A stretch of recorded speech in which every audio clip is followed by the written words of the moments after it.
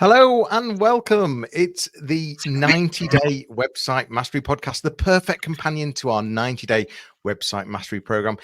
It's the 33rd episode. We're excited to bring you even more valuable insights and practical advice to help you enhance your website's performance. Join us as we explore strategies to make your website work harder for you, reigniting your pride in your online presence. I've got my co-host here, Pascal Fintoni. You're joining us from France. That's where you are at the moment, yeah? Yes, this is an international streaming service, that we offer to our wonderful audience. And listen, I've looked at the show notes. This is really exciting. Across our 4 segments, we're going to be covering issues like rebranding, the use of the term AI in your website content. Is it good? Is it bad? Is it different? And as always, we're going to give you some tools to try out and some actions to do right now. We want you to feel proud of your website. Let's dive in to our first segment. You ask, we answer.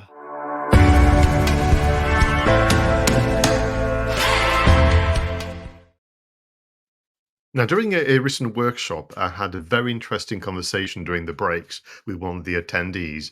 And what is interesting, Jonny, that's almost building up from a recent question we received around this idea of when I'm changing my business strategies, I'm changing my services, should I change, the website design? And this one is actually even more kind of precise. This idea of I'm about to rebrand my business and I'm going to have a new logo. And therefore, should I change my website color schemes and more to match my logo and my identity? And it's a simple question, but actually it's really rich in context and kind of follow-up actions. So yeah, new logo. Would you go ahead and therefore change the website look and feel? What say you, Jonny? Well, it's important to have consistency, brand consistency across, taking if a customer or a user or a potential client sees brand assets in different places, it's really important about consistency. But also, you've got to consider about what impact that has changing the website. So I wouldn't suggest just sort of changing the logo and changing the color scheme and just not even thinking about it, because the danger there is that when you're straight in that mode of thinking around colors and design and the logo, you forget about user experience and you forget about how the website actually feels. So I think it's really important, but it has to be done in a way that's not going to break anything in terms of user experience, that's not going to change anything in terms of what people were used to. And also, you've got to make sure that it's definitely still talking to your target audience, not just with the colors and the logo, but the way the website works, the way the website flows. So there's definitely pros and cons here. What are you thinking, Pascal? Well, I'm listening to you reminding me that, by far, the investment into your brand identity is going to be on par with the website. What I mean by that is the amount of time you're going to spend through the deliberations. If you're guided by a professional agency, they're going to really take you through a number of steps so that you can settle on the way you're going to express visually what you stand for, your values, the way you do what you do. And what I mean by that is that as an exercise, it's so enthralling and so captivating that you could be tempted then to go and using the same kind of energy, let's go through the whole website and change everything in one fell swoop. And my idea would be actually you would do that over time. Now, it may well be that in fact you look at the brand, you look at the logo and its manifestation, and you kind of go, that is enough. We're just going to fix this onto the website and, of course, our email signatures and more. But the website, the way it stands, for now, I'm not going to go ahead and make any changes. I'm going to wait, let it settle, because actually the question is more to do with now that your logo maybe express more clearly who you are and what you stand for, then can we challenge the website? And is it kind of, matching that level of clarity? But one thing I will say is I've never felt the need over the last, oh goodness, nearly 30 years, listen to me. I've never felt the need to match the logo colors, if there are any, because sometimes they are monochrome. I never felt the need to match the colors of the logo to the rest of the website. And in fact, all of you, if you're listening, if you consider some of the big brands and some of the consumer brands, give an example. You mentioned I was in France for a few more days. I've been really surprised to see how famous French car manufacturers have changed their logos. They really have gone more modern and sometimes barely recognizable. but the website's not changed really. They've not changed the colors of the web pages and so on and so forth. So I think for me, there's that you have the logo, you have the manifestation, but ultimately your website itself is more guided by your own values, the sector you operate in, and so on. And I think it's very, very healthy to not let the logo dictate the way the website looks and feel. Yeah, I like what you mentioned about the iterative approach as well, because that's what we should be doing on a daily, weekly, monthly basis is learning and adapting. And just because we've got a new set of brand assets, logo, color scheme, doesn't mean we should make a huge change instantly on the site. So yeah, and I guess the only other thing that I've not mentioned, which is my background, is search engine optimization. Making big changes to a website in a short period of time can have a huge impact from Google's point of view. Long term, it may have a positive impact, but short term typically has negative impacts, where Google sort of sees the change and thinks, oh, right, we need to sort of reassess this website. Let's just, reconsider our ranks and reconsider how much traffic we're going to send to this website whilst we sort of really understand it. So you've got to consider things like search engine optimization as well. For me, the final point would be, so if you make the change and you are changing the identity in a quite a significant way, I think would be very helpful is to explain to the audience why and what it means to them and for them. So I think definitely, as opposed to jumping sort of ahead and changing the colors or the photography, I think there's a story to be told here within the blog sections, or maybe something, Of course. with Yeah. the CEO's column, if you will, to say this is our journey to date, and this is why we're changing. This is what you can expect and look forward to. The kind of what's in it for me. I think it's probably what I would focus on necessarily, and then wait until you get reactions and feedback from the audience to make those decisions on the design itself. Yeah, for sure. For sure. Let's move on to our next segment, which is website stories.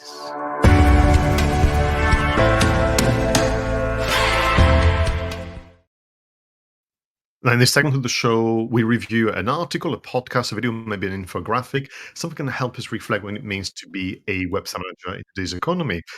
I've just read an article, Johnny, that is going to help us actually almost explain and express our position when it comes to AI. But before I do so, let me share with everybody the title of the article. Customers don't trust AI, and the rift might be hurting business. And this is written by the editor of Marketing Dive, Kristen Doerer. I hope I've pronounced her surname correctly. And I would invite everybody to follow the hyperlink in the show notes, because it's rich in considerations, insights, and data about this idea of we are, at the time of recording, more or less, Johnny, 2 years into the launch of ChatGPT, with all the chaos that ensued, particularly across media. And if I read the subtitle of the article from Christine, I think you understand where we're going to go with this. This idea of researchers, I should share a lot of insights and anecdotes. Researchers find that not only are customers wary of AI, but the inclusion of AI terminology actually decreases customers' purchasing intention. So what we have is a situation where you have a drive by businesses across all sectors to introduce this element of AI-powered services and products, and therefore marketers have been tasked with advertising the very fact that we now have those AI-powered services and products. But actually, consumers think that uh, that's not really helpful to them. They even sometimes link it to something that is quite negative.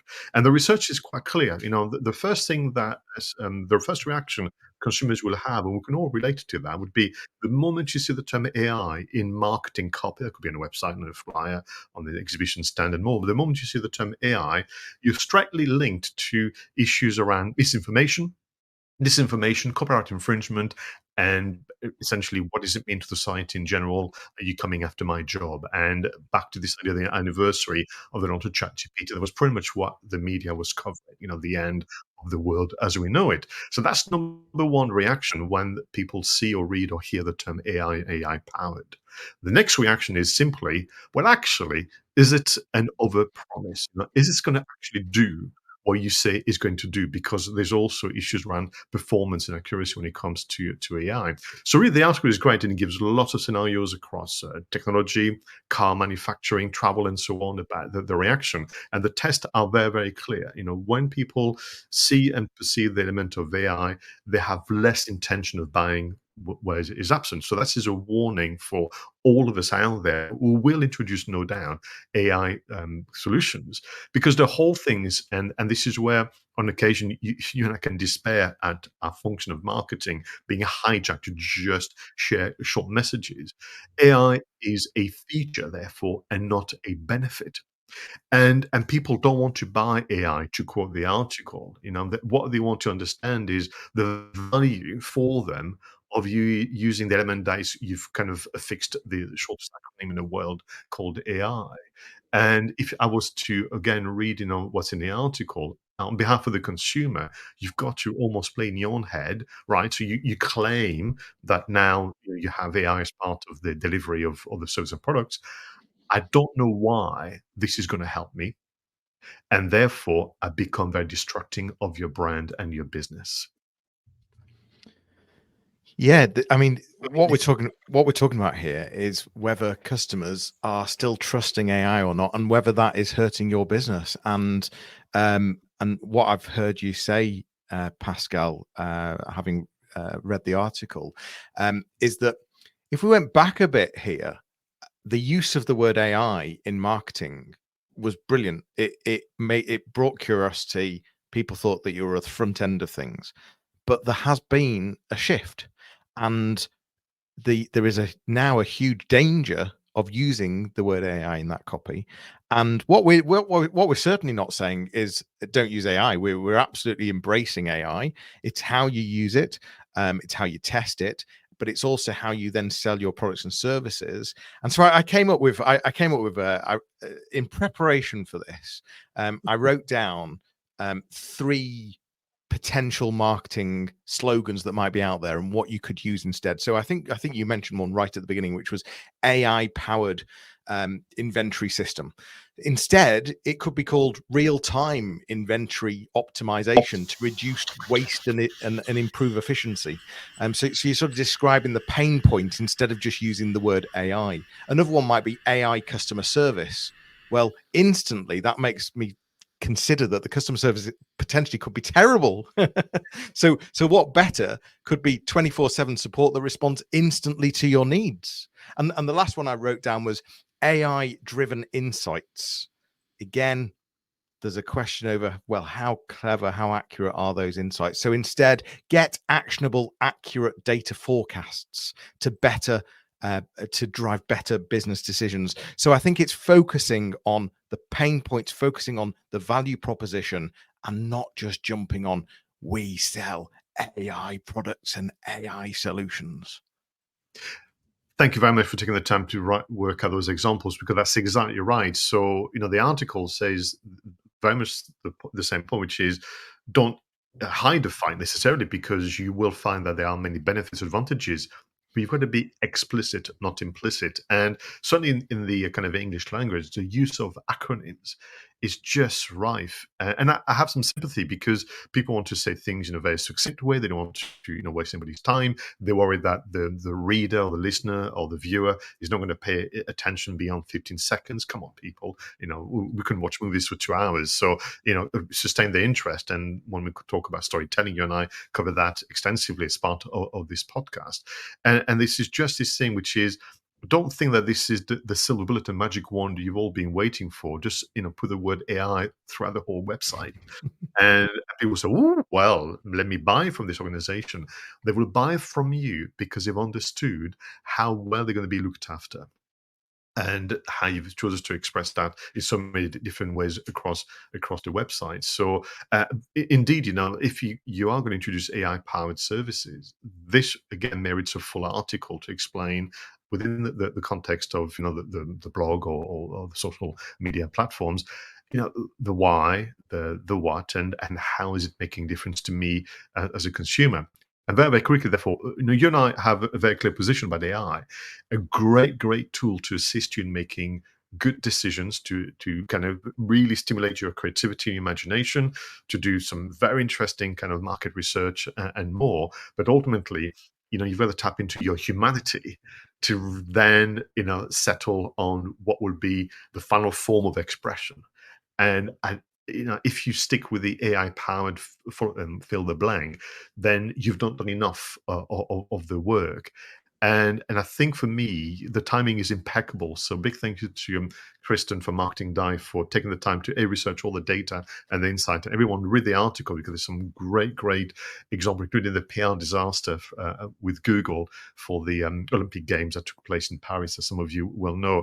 And then you can go back in the office and say, listen, we will, all of us, move with the evolution of technology and digital, and we will eventually, all of us, have some AI-powered solutions and features, but we've got to put forward the pain points and benefits, as you heard a moment Jonny explained to you. For sure, for sure. So consider your copy and don't just jump on the bandwagon of using the word and the phrase AI. Let's move on to our next segment, the website engine room.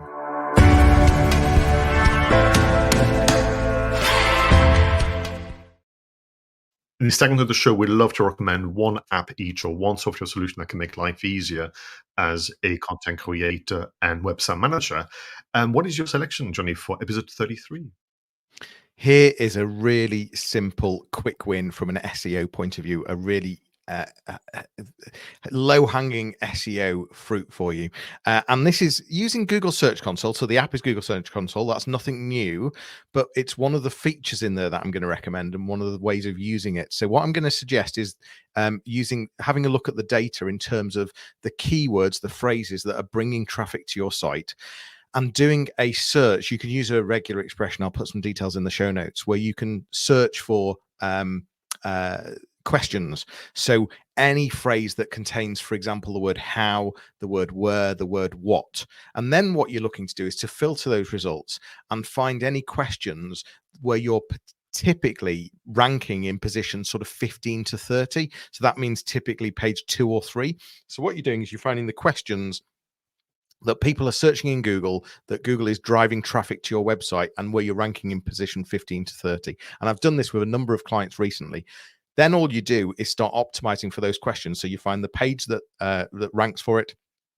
You start optimizing it, adding perhaps a bit more content, making it a bit clearer that that is a question and that there's a very clear answer. And I've seen results where you can get to page 1 within only sort of 10 to 14 days. The bottom of page 1 very quickly, and so it's really quick wins. Very simple Google Search Console using a bit of custom regex to find those questions that people are searching where you're ranking 15 to 30, and you can get to page 1. That's my tip for this episode.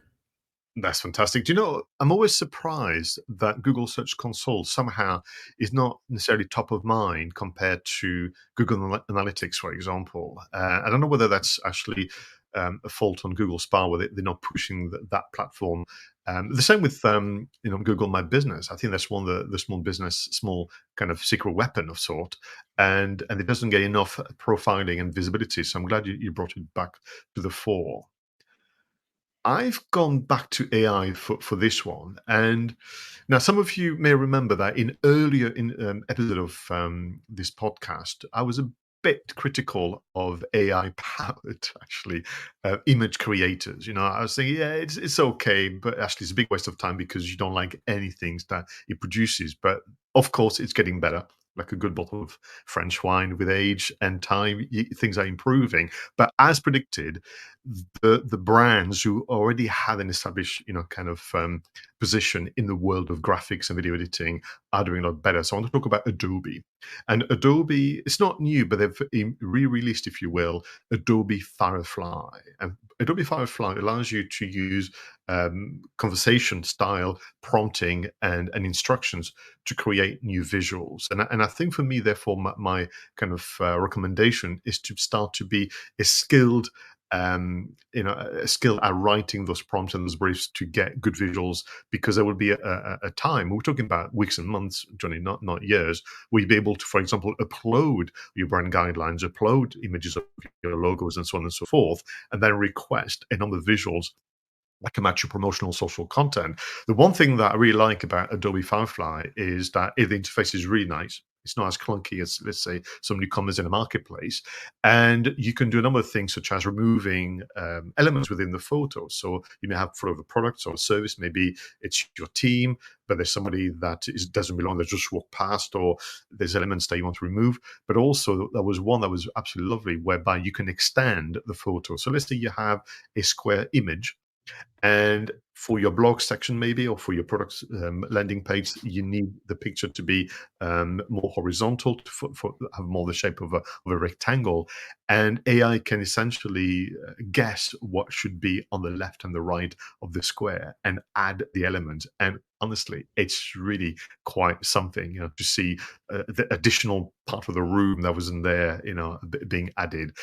So Adobe Firefly, to practice writing those great briefs and prompts to get good visuals for your website, ready for a time where it's going to be really, really powerful and you want to be ahead of the competition. Great tip. I like it. I mean, it's the amount of evolving apps in terms of imagery. But you've always got that core Adobe product where they invest a lot into their products, and it is worth looking at. It's a bit more expensive, but there's some good stuff in there. Let's move on to our next segment, which is the website call to action.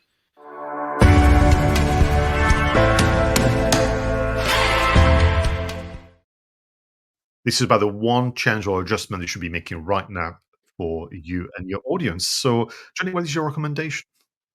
Well, I can't believe that we've not recommended this one. I was looking back at some of the recommendations we've done over the podcast series, and the idea is here is to give you one thing that you could be doing right now to make a big difference, to start feeling proud of your website. And this one is about building trust. So we always talk about how can you build trust, and one of the simple ways is user-generated content, asking your users to create content. And that's around even just as simple as customer reviews and testimonials. And I imagine if I was to ask you the question, the website managers, the business owners that are out there, the marketing managers that are out there, what is your testimonial strategy? What is your review strategy? And I imagine that a lot of you still do not have one in place, or are not optimizing it as well as you could be. And could you be generating more content from your users to build that authenticity, to build that trust, and to pepper these things across your website? All it takes is adding a tiny little quote from a user, an authentic quote from a user, on a homepage, on a service page, perhaps a couple of times in a few different places. The power that can achieve is immense. And the question is, how many are actually doing it? So that would be my website call to action for this episode. Go and ask your users for more testimonials and reviews, and start using them on your website. I love the fact that you said peppered across the website, because that's really important. We know for a fact that to have a page called What Clients Say with a long list of testimonials somehow doesn't work. People say, well, I can't find my way through all this information. I don't know which one is relevant to me, relevant to a particular service or product. So it has to be across the entire website. And there are different ways in which you can get those reviews, from actually writing them in advance and saying, would that match your experience, all the way to asking people to write on the card. And there's different ways, even apps we mentioned oddly on the show. So for my kind of call to action, it's not dissimilar to what you were suggesting about Google Search Console. It's an oldie but a goodie. So I'd like people to enter their business names on Google. All the search engines are available, but ultimately Google is dominating the marketplace. And then once you've done so, I want you to select the Images tab.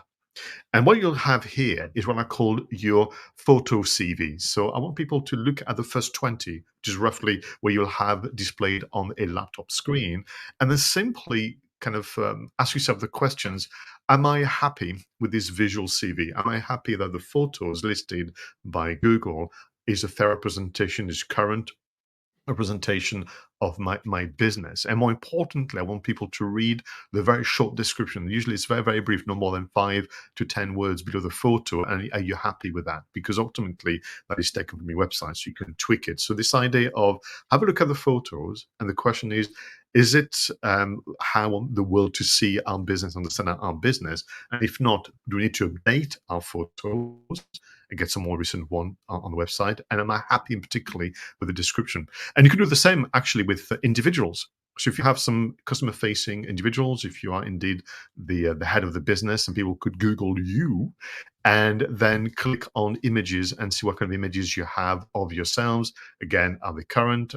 Is your name spelled correctly? Is the job description or the position, should I say, still current, and that kind of things? And that seems like a silly little exercise to do. And why would I bother? People don't click on images. They may not, but when Google presents your business and they create those summary windows, photos are usually listed, and you might as well take control.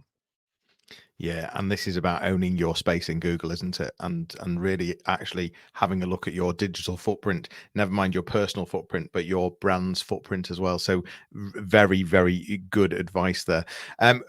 That is episode 33. What are the things that we've covered? Well, we've helped you think about the pros and cons of rebranding your website to match your new colors and new logo. Perhaps you've gone through a rebrand and you've got a new color scheme. We've made you think about some of the pros, but also some of the cons that are out there and how to navigate that. We've talked about the use of the word AI and AI powered. Don't be using it all the time. Think about it carefully before you're using it, because we're seeing data that it's having a negative effect and hurting your business. So really consider the use of AI. We've given you top tips on how to start feeling proud of your website. Again, that's what this is all about, from Pascal's checking your brand, but also an AI app in terms of creating better imagery. And I've given you some really simple ideas on how to increase your search engine optimization and to use your users to get those proof, those testimonials, those customer reviews to enhance your authenticity and to enhance your trust. A great episode, Pascal. Oh, absolutely. And I kept thinking, the subject is so rich and vast. I'm very, very pleased we'll be able to make a difference. But again, the production of this episode is in some fashion AI powered, but we're not letting it take over the fact that John and I are thinking about you, our audience, all of the time, thinking about what we need to know, what we should be focusing on, and so on. And indeed, we've gone as far as creating some very useful resources for you on our official websites. If you find, for example, this idea of trying some new apps very, very interesting, we have for you an ebook with our top 50 recommended apps and software solutions that can make a difference. And if you find this idea of making some small adjustment interesting, you could book a specific day and time of the week to just do that one change. We have for you something fun to utilize called the action randomizer. You're going to roll some dice, you're going to get a number, and you're going to get a short snippet of a video with Jonny or I giving you an extra bit of task to complete on your website. All this on our official website. And the URL is, Jonny? 90daymarketingmastery.com. Head over there because there's some great resources that we've put together, and so we'll put that in the show notes, of course. The 90daymarketingmastery.com. That is a wrap for episode 33 of the 90-day website mastery podcast, your audio companion to the 90-day website mastery program. As we've said, for more information, visit 90daymarketingmastery.com, where you can book a discovery call with either myself or Pascal. It's goodbye for now. We'll leave you with a fun video and audio montage to enjoy whilst you review your notes and action steps, and head over to the website to see some of those features, giving you those little bite-sized tips that you can start actioning right now to start feeling proud of your website again. Take care. We will see you all soon. Bye, Pascal. Bye-bye.